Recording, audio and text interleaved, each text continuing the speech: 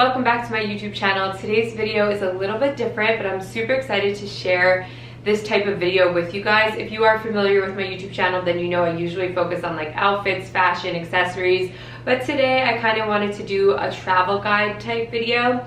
So I recently was just in Tulum, which is located in Mexico. I was there for 7 nights, so for a full week, so I feel like I kind of was there long enough to get like the full experience and to answer a lot of the questions that I had. Prior to this trip, I was definitely a little bit nervous going, and I was doing a lot of research on YouTube, and there was a lot of great videos out there, but I feel like they didn't touch on all the topics that I wish they had. So I figured I would make a video. I also made a little checkpoint of all the topics that I wish I knew before going. So I'm going to answer all of those in today's video. This way, if you guys are going, you'll feel more prepared, maybe less nervous if you are nervous, and you'll kind of just know what to expect when being there. But let's just jump right into it. I do have a lot of clips I will insert. I was vlogging this whole trip, but instead of uploading a vlog, I figured I would upload this and then just like put in some vlog pieces. This way you're not just staring at me talking the entire time. It'll make it a little bit more interesting. So first up, my biggest concern when going on this trip was how I was getting from Cancun to Tulum. So you fly into Cancun, and then Tulum is about an hour and a half south of Cancun. So there's a lot of mixed like research, a lot of mixed like feelings about how to get from Cancun to Tulum.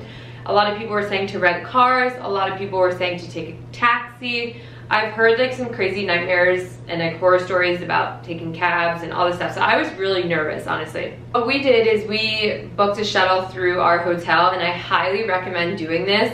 It was so seamless. I have clips of it. They had our name with a sign outside of the airport. We found our guy, super nice. He even sanitized our bags, and we were in, it was just me and my boyfriend and him in the shuttle. There was no other people, which is great for COVID reasons.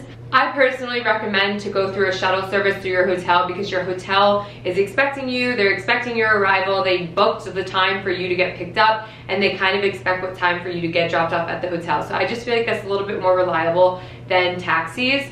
But getting into taxis, I felt 100% secure taking them once I was in Tulum. Every taxi driver we had was super nice.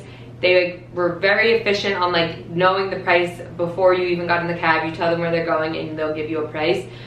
So I'm not saying cabs are sketchy. I'm just saying from Cancun to Tulum, since it is such a long drive, try to set up a shuttle service through your hotel.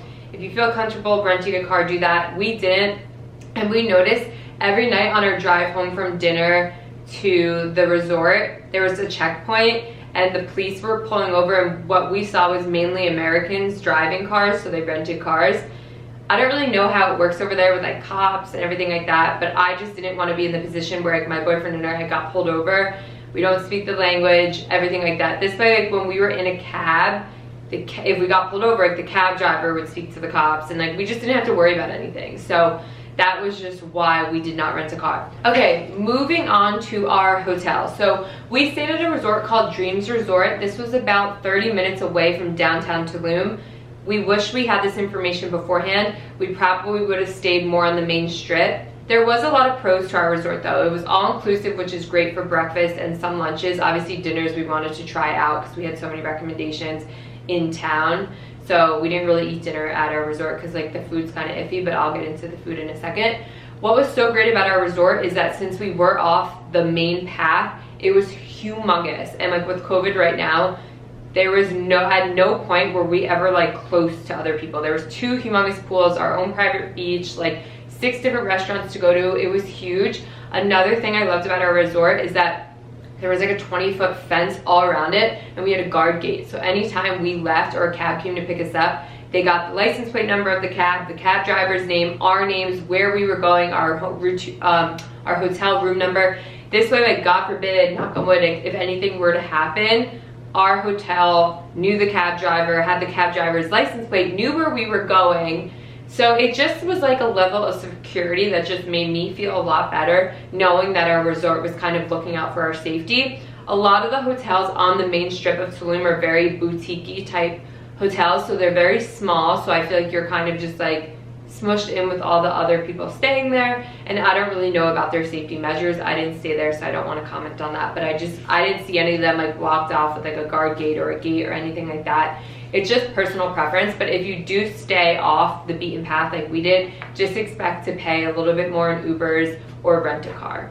So I kind of want to get into like what's going on in the world currently and how they took the safety measures there. So obviously going out of the country right now is worrisome to a lot of people. I will say that Tulum is really good about sanitizing everything, wearing masks. They even had little like alcohol things for the bottom of your feet. They sprayed down our bags once we got off the airport.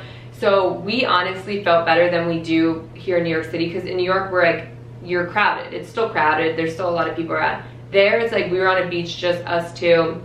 Our pools were empty at our resort. So in that sense, sorry, I'm trying to watch what words I use because I don't want this video to get like banned or anything.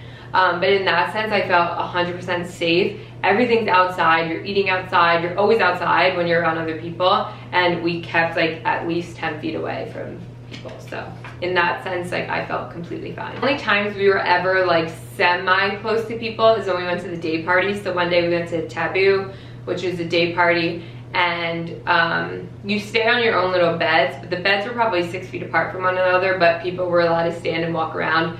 I felt comfortable because I was outside and my boyfriend and I just stayed on our own bed and no one bothered us, and all the servers and bartenders and whatever had masks on. Okay, so I want to get into the topic of food. So I was a little nervous to go to Mexico because like a lot of my friends have went in the past and they said they got like really sick. So I'm sure every resort's different. Our resort was great because it was all inclusive, so they were constantly giving us water bottles. Definitely the quality of food there and just the quality of the water bottles is so different from the US that both of our stomachs just like were not right. That's like all I'll say. But the food was really good outside of the resort. I'm just saying, like, if you're gonna stay at an all-inclusive resort, just kind of know what you're signing up for. We did it for breakfast and lunch, but for dinner we obviously went out and the food was way better. But even then, it's just not really what we're used to water-wise, and the water they cook with probably. You might feel like a little bit off a few days, especially the first few days, which is fine. My mom gave me a great tip to bring charcoal pills in case you accidentally drink the water. You take a charcoal pill and it's supposed to like help detoxify your body and like get all the toxins out. I know I'm probably making it sound like the food there is really gross. At our resort, it was like okay. The restaurants we went to were really, really good. The food was super fresh, lots of seafood. So it's kind of like a give and take in that situation. Okay, as for the touristy stuff, we did the Mayan ruins, I believe it's called. I'll insert a clip here. I'm not into the touristy stuff. I'd rather like chill on a beach or like go drink or like, I don't know. I'm not really into like the touristy, crazy touristy stuff, but we figured we would do it. We were in and out. I definitely recommend going super early in the morning because on our walk out, the line was so long. We were so happy we got it out of the way. I think we got there at like 8:39 and we left at 10, so we spent like an hour inside just walking around. I'll show you guys clips, but it wasn't like anything like to die for. Okay, as for the weather, I mean, you're in the tropics, so one day it could be beautiful, 5 minutes later it could be pouring rain, and then 5 minutes later it can be sunny again. So we actually got stuck in a few rainstorms. I'll show you guys the clips, but don't like fret if it shows all clouds or rain the week you're going, because that's what it did for us, and we still got so much sun. I mean, my tan is still from that trip, and that was like a month ago. So don't like freak out if the whole time it says rain or clouds. It's gonna come and go, so don't like freak out about that. And another thing that I wanted to touch on was prices. So we were blown away with how expensive it was. It's honestly like on par with New York City prices, and we were like, we thought we were gonna go and save money on restaurants, but we were honestly spending the same amount as if we were in New York City restaurant. But if you're coming from someplace where you're not used to paying $17 or $18 a drink and probably $150 to $200 per meal on dinners, not like lunch and stuff, then you may be in a shock. We were shocked. Like, we thought, we were like, oh, we're gonna save so much money on food, we're not eating out here in the city, and then we go there and we were like, oh, this is like the same, if not a little bit more expensive. Like, we were honestly really blown away. But my suggestion is just budget, because you want to be able to do all those things. You don't want to have to like not do things because of the money aspect. You really want to like take advantage and do everything while you're there. Go to the restaurants you want to go to the touristy things you want to go to, and things like that. Overall, I think Tulum is such a cool place. I highly recommend going to Azulik. It's a really cool like rooftop hotel. We did the sunset like happy hour. I'll insert, I don't know if I had vlog videos of this, but I had it on my Instagram story, so I'll like insert that here. Highly recommend going there. I definitely recommend to do some of the day parties. We did Taboo and I forget the other one we went to, but they were so fun. Great restaurants that I recommend. One was Heartwood, one was Rosa Negra. Bagatelle just opened there, which is great for a day party. I'm trying to think. I forget the name. There was an Italian restaurant there, but it was so good. I think it was Pasado Margarita. I'll put all of this below in the description box, just so if you are going, you could take note. But those are just some like quick little recommendations off the top of my head. But overall, Tulum was such a fun, cool environment. It was very different from what I expected. It's like one side is the beach and then the other side is the jungle, and then there's just one road in and one road out. And I was just blown away with how busy the roads were at all times. They're definitely building it up. A lot of construction. There's no sidewalks yet, so that was a little like annoying. Definitely pro tip is to wear like shoes you don't care about, because after it rains, since it's not paved roads in Tulum, it gets really muddy, and the bottom of my white sneakers were like ruined, and it was clay and it like hardened on it, and it was just a nightmare to get off. So I definitely recommend to bring like an old pair of shoes or an old pair of flats or something that you don't care about. But overall, it was just such a cool place to be. We loved every second of it. I definitely recommend to go for at least 5 nights. This way you could do like all the things. There's so many things to do, so many restaurants to go to, day parties. I hope I touched on every topic. If you guys have any questions, of course, leave it down below in the description box. Going into this trip, I was just nervous about safety, but there was never a time that I felt unsafe there. Everyone was super nice. Obviously, just be smart, go with people who you trust, have like the buddy system, don't like really venture off to places on your own. But overall, I felt completely safe, which is nice. And I hope this reassures someone out there. If you're nervous to go,